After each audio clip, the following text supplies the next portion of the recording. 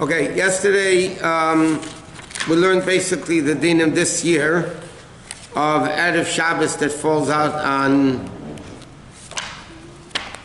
Shabbos. We discussed, that stuff. Okay, let's get to Tisha B'Av itself. Now, Chazal tell us a bunch of terrible things happened on Tisha B'Av. There's a rule in the Gemara, Megalgalin Schus Liyom Zakai, Megalgalin Schus Liyom Chayva. Simply put, good things happen on good days, bad things happen on bad days. A lot of things historically happen on Tisha B'Av. In fact, even in more modern history, a lot of people are saying that the Inquisition started on Tisha B'Av, and the Holocaust started on Tisha B'Av, and this started on Tisha B'Av. But what we know in old-time Jewish history, number one, the first thing that happened on Tisha B'Av was the spies came back from Eretz Yisrael, negative report. Hashem decreed that Jews have to stay in the desert 40 years. That was the first bad thing. Then the first Bais Din was destroyed. Second Bais Din was destroyed the same day, many years later. The first Bais Din stood 410 years. Then there was a 70-year lapse, a golus, exile between the first and the second. And then the second one stood 420 years. So between first Churban and the second Churban was 420 plus 70, was like 490 years later that they fasted. That the second Bais Din was destroyed. In fact, there's an interesting argument between the Rambam and Meiri and others during the second Bais Din that they fast on Tisha B'Av or not. They had the Bais Din. So the Rambam says, in Pirush Mishnayos, the Rambam says that they fasted on Tisha B'Av in the second Bais Din. Most people disagree, and they said the second Bais Din, once they had the second Bais Din, why should they mourn for Tisha B'Av? They had the second Bais Din. But today it's totally irrelevant because we have both destructions going on. The third thing... Could be because they didn't have the halachos in the same pillow? What? Could be because they didn't have the halachos in the same pillow? It was the same bad day. Okay, the third thing that happened was the city of Beitar. This is in the second Bais Din. There's a very large city of Beitar, was captured by the Romans on Tisha B'Av, and tens of thousands of people were killed. The next thing was Turnus Rufus, was one of the Roman generals, plowed the site of the Bais Din and all around it. Okay, so these are terrible things that happened. The Gemara talks about the terrible things that happened on Tisha B'Av. So therefore, because of that, we have a lot of laws that apply to Tisha B'Av. So first we'll say generally what they are and then discuss them. Number one, no eating or drinking, no washing one's body. You can't anoint yourself with perfumes or oils. You're not allowed to wear leather shoes. You're not allowed to have marital relations. You can't study regular Torah. You're not extend greetings to one another. You're not supposed to work, if possible. And also from the night of Tisha B'Av until midday, 1 o'clock, we don't sit on a regular chair. And we'll discuss each one of these in detail, but these are the general prohibitions of what the Chachamim forbade to do on Tisha B'Av. Now, the first thing is fasting, okay? So fasting means every man, woman, over bar and bas mitzvah, have to fast on Tisha B'Av. It's a very strict fast. All the other fasts, Yom Kippur is a different picture completely. In Kippur, the only time you're allowed to break your fast if it's a life-endangering situation. If it's life-endangering, then you could break your fast in Yom Kippur. Tisha B'Av, you don't need a life-endangering situation, but you need to be sick. Not like everybody gets sick on a fast day, 8 o'clock in the morning, you have a headache. You're taka sick. You have a medical condition, heart condition, diabetes, things like that. But otherwise, a person has to fast. What's unique about Tisha B'Av, even though it's rabbinic, pregnant women have to fast, nursing women have to fast.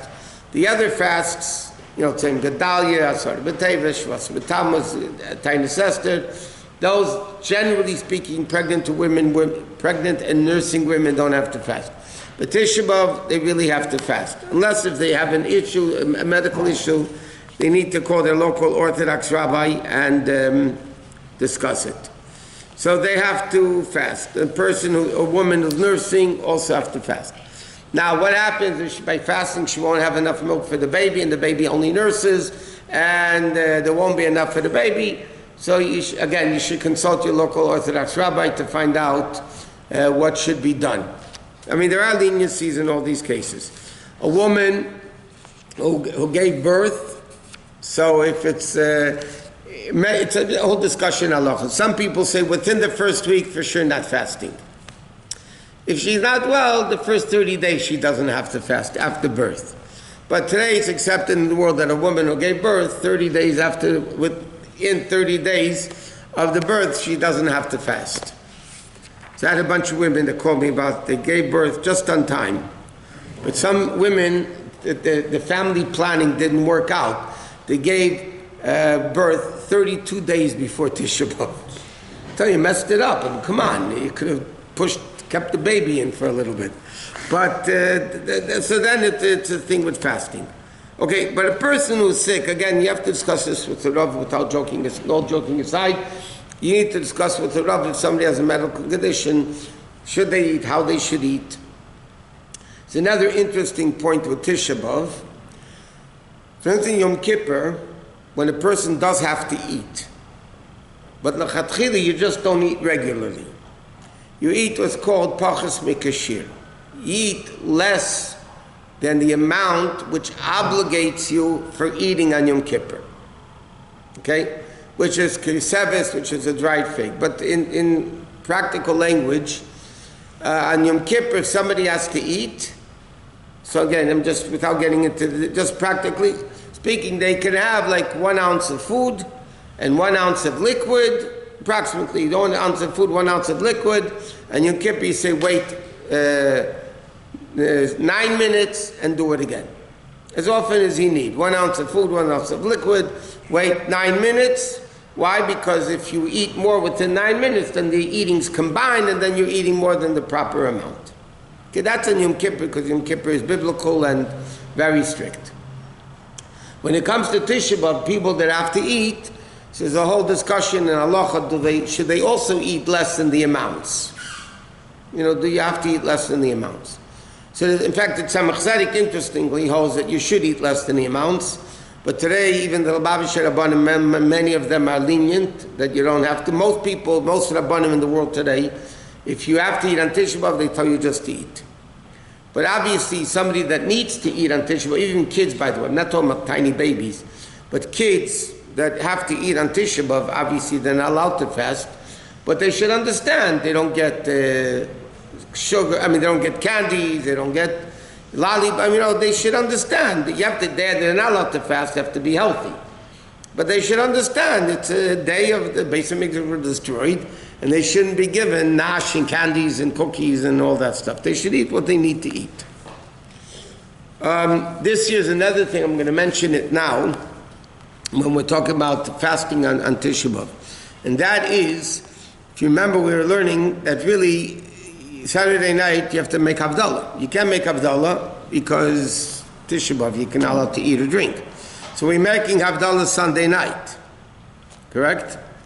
So what happens if a person is sick and they need to eat Sunday morning?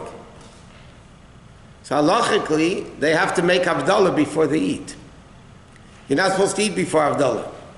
Water, we're machman have water also, but halachically, you could drink water before Havdalah. Not before Kiddush, but before Havdalah.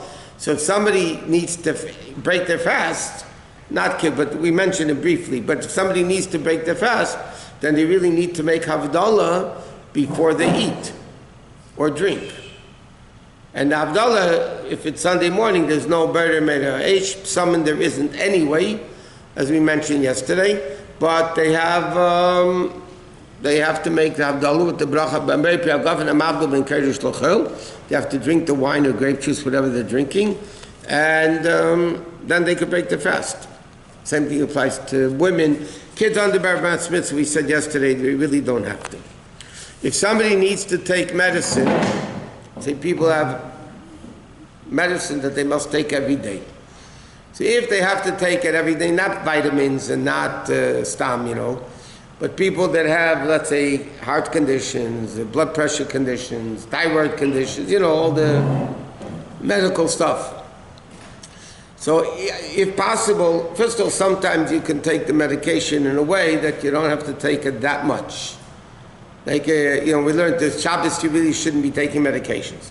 So what happens is sometimes you could take antibiotic, you take 3 times a day. So you could take it 3 times on Friday, if it's a long Friday. So you don't have to take it Shabbos. If you have to take medication 3 times on Shabbos, let's say, or twice on Shabbos, so you take one in the morning, and then the other one you take when Shabbos is over. It's not a big deal. But if somebody needs to take medication for conditions that demand medication, so if they could swallow it without water, that's the best thing. Just to swallow the pill. If they must have water, then if they take a very small amount, they could take it. But that's only if they really need to take the medication. If you can do a morning or, without it, ideally that's what they should do. But nobody should ever jeopardize their health at all, in any way whatsoever. If they need to take the medication daily, they should take the medication. Now in halacha it also says that really you're not supposed to rinse your mouth on a fast day. Even more so on Tisha B'Av. But there are opinions in halacha that say, what happens if you feel very uncomfortable in the mouth? So there are opinions that are lenient that say, if you take, let's say, a little mouthwash, and you bend over the sink, okay, and then to make sure you don't swallow it, and mouthwash is better than water, because water you might swallow, mouthwash you're not going to swallow. But even then it's preferred not to, but there are opinions that say if somebody's really hard up, like they say, so then they could use mouthwash and over the sink, rinse it a little bit, and that's it. That's as far as eating and drinking goes. By the way, if somebody is eating on Tisha B'Av and they need to wash for bread, so even though we're soon going to learn about washing, how far the hand you're allowed to wash on Tisha B'Av, but if somebody's eating bread, they're allowed to wash, they have to wash all the way to the wrist, like they always would do. Even though Negelvas in the morning you wash until the knuckles, after going to the bathroom you wash only until the knuckles, until the end of the fingers. But if you're washing for bread, then you have to wash the whole hand. Or if somebody has to prepare food for kids or whatever, and they need to wash the food, they're allowed to wash the food. Some people say it's better to wear gloves, then you don't actually touch the water with your hands, but whatever. Okay. The reason is for the tumah? What's the reason why what? Of what? Why they have to wash the whole hand. I mean, why is davening enough just for here? Because by tum in the morning of Negavaser, it basically goes until the end of their fingers. Yeah. But when it comes to bread, the halacha is, it's not a ruach ra, it's tumah and tara. That's ruach ra. Ruach ra lands on the fingers. This is tumah and tara, purity and impurity, so you have to wash for bread. Even on Yom Kippur, by the way, if somebody is very sick and needs to eat, and they need to wash for bread, even on Yom Kippur, you have to wash all the way to the wrist, like regular. But when the Kohanim wash for Duchen and Berachas Kohanim, whatever you want to call it, they also wash to the wrist. There's a few exceptions to the rule about washing to the wrist. But Tisha B'Av, again, if you're washing for bread, then you have to wash all the way to the wrist. It's a different tumah that comes off. So this comes off this way and this comes off that way. It's ruach ra versus tumah. It's a different law completely. Okay, so on Tisha B'Av, it's forbidden to wash what? Yeah.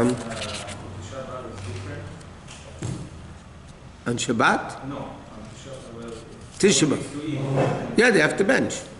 bench. Yeah. So it's different than the regular? No, you mean, do you say Nachem in the benching? There are opinions, no, the dinners you don't. No, it's a regular bench, no Yalav Yavi. Even though Tisha B'Av is a Yom Tif, we don't say Tachnun. The Pasuk in Echet says Kora Alai Moed, it's a Yom Tif, but nevertheless we don't... No, benching is a regular benching. Yeah, if they have to bench. Benching is a biblical, if you're full, it's a biblical obligation. Tisha B'Av rabbinically is forbidden. In fact, there's a very interesting question with the food, it's getting late. But What happens? Somebody forgot it was Tisha B'Av. And they made a bracha on food. They took an apple, they forgot it was Tisha B'Av. And they said, Baruch Hashem HaKadosh, break your eights. Now the question is, if I don't take a bite, it's a bracha in vain. If I take a bite, I'm eating on Tisha B'Av. What should I do? So as everything else in our religion, thank God, you're always safe to say the different opinions. It's the safest thing in Yiddishkeit to say. There's different opinions. Some opinions say, you say Baruch Hashem Kveid Malchus Vod, and you don't eat. Some people say you take a little bite. The best thing is not to make a bracha. It's not one of the Rabbanim, the other is the Yoraita not to say in vain. Yeah, but the Chacham have a koyach to undo a biblical law, what's called B'Shav Al Taisa. With not like these Rosh Hashanah falls on Shabbos, you don't blow shofar. Biblically, you do. What is it called again? What? What I just said? Yesh koach biyad chachamim la'akor davor min haTorah b'shev va'al ta'aseh. You know what that means? Good. Ma'ach